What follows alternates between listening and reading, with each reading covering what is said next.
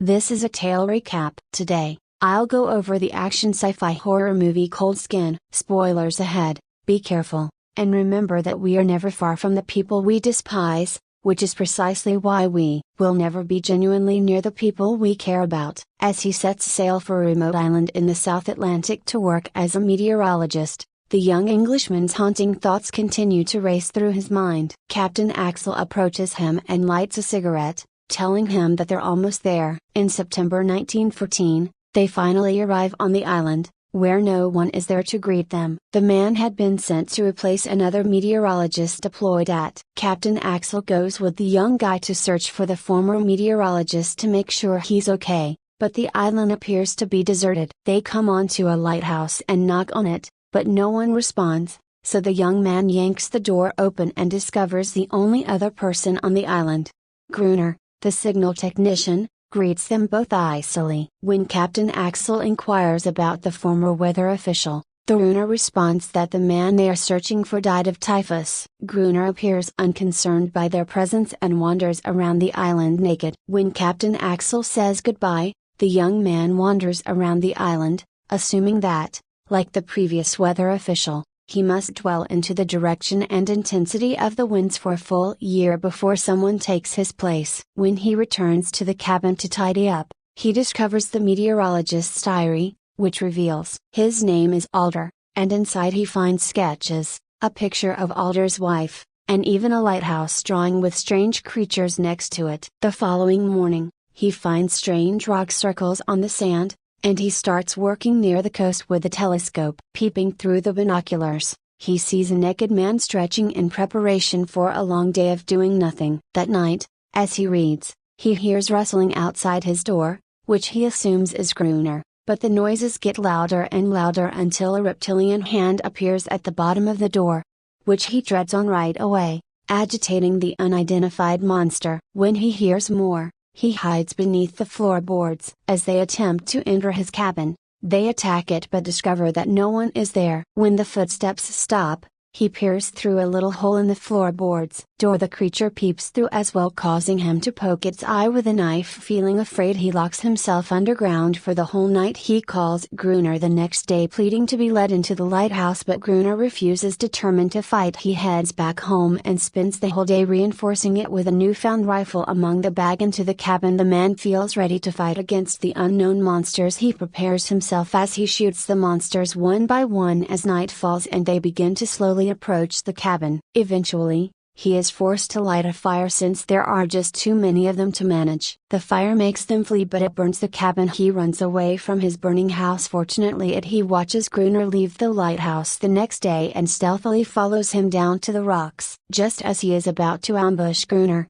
a blue female sea creature attacks him and he points his gun at her. Gruner prevents him from shooting her by demonstrating her vulnerability. The young man then uses the opportunity to offer Gruner some of his supplies in exchange for shelter, and Gruner calls the man a friend so the sea creature will recognize him as one. A little while later, they head into friend's cabin to gather his supplies. He realizes that the previous weather official didn't die from typhus but from the sea creatures. However, Gruner tells him that they need to head back to the lighthouse since it's nearing sunset and the creatures might attack. They lift the supplies into the beacon, and after a long walk, friend passes out. One morning, friend is awakened by the female sea creature licking his hand, trying to heal his burns. It turns out that he's been asleep for 2 days. Friend then finds Gruner and takes an inventory of their ammunition and explains to him that the creature, which he calls a toad, is like a dog who will not abandon her master no matter how cruel he is. Friend gazes on her, fascinated by her existence, giving her the impression that she's different from the others. However, Gruner warns him not to trust her entirely, believing that her silent and calm personality hides evil intentions. Gruner then shows Friend more of the lighthouse and takes him up to the top. Friend wonders why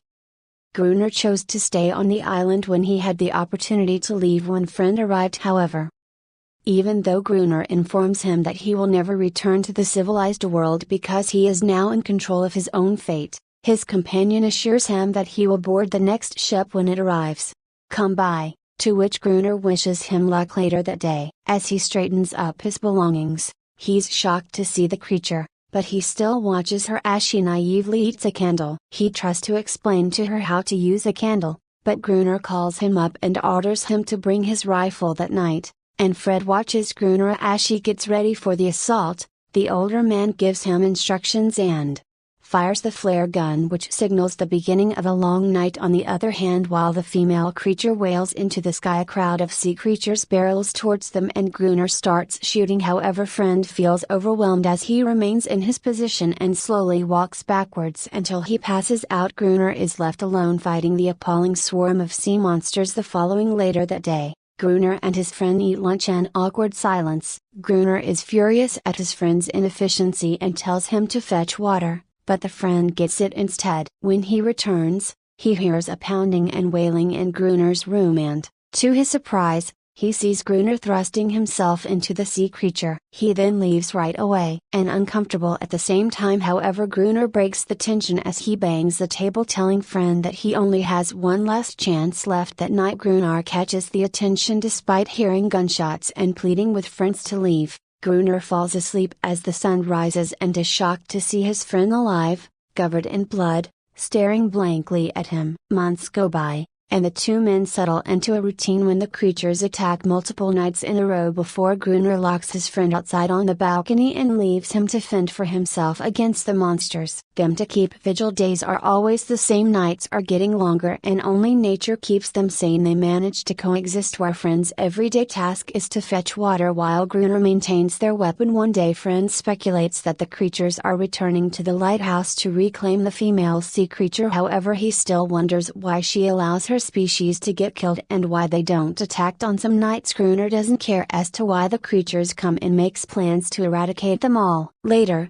when a friend goes to his old, faded cabin to retrieve some of his belongings, he finds that he has changed in appearance. He examines himself in the mirror, trims his beard, and trims it in the hopes of regaining some of his former self. On his way back to the lighthouse, he finds a huge whale skeleton and takes a piece, but there are no attacks that night, leading him to believe that the laws between battles are frequently worse than the battles themselves. Sees the creature and approaches her for the first time. As he touches her cold skin, he grows to like the strange being and gives her the name Inaris, while Gruner uses her for his ends as a servant and sex slave. One evening, Gruner invites Friend to play chess. As they play, the young man shares his observations and hypothesis on the existence of the sea creatures. However, Gruner asks him to shut his mouth and play, urging Friend to perform a checkmate. Gruner then picks up his gun and points it towards the young man's direction as he perceives a creature behind his back. It turns out the sea monsters are already on the attack. They run into the higher point of the lighthouse. As more and more monsters arrive, they fight with their rifles but are getting overwhelmed as the attack came too sudden. Still, they decide to go up to the lantern pane where the light illuminates. Unfortunately, Gruner is badly bitten on the foot as he flees upstairs. After locking himself inside the pane, they spend the night up there while the creatures try to reach them through the glass partition, thinking that this is his end. Gruner sings a tragic love song until the sun rises and the monsters leave. That morning, Inaris takes care of Gruner's bent and foot as she sticks her tongue into the wound. They cannot survive another war as they are running out of supplies, ammunition and wool. Later that day, Friend perceives a ship from the distance. While he roams, he immediately runs inside to get the flare gun, afraid of having no one to as the friend is about to shoot. Hatred. Gruner restrains him, putting him to the ground. Daenerys tries to shield the friend, which infuriates Gruner, who then leaves with the flare gun. Feeling an irate, Friend yells at Gruner, telling him that he fears being abandoned and fighting alone. After a short while, the friend manages to talk to Daenerys by showing her a boat he carved out of bone in the hopes that she will comprehend, and then he brings him to an abandoned rowboat on the shore away from the lighthouse. At the lighthouse, the young man tells Gruner about the boat, but Gruner says he knows about it, informing him that a Portuguese man used it to get away from a shipwreck, but the creatures killed him. He also claims that the ship's cargo contains dynamite, but he assumes that they're all waterlogged. Meanwhile, Friend is interested in diving into the ship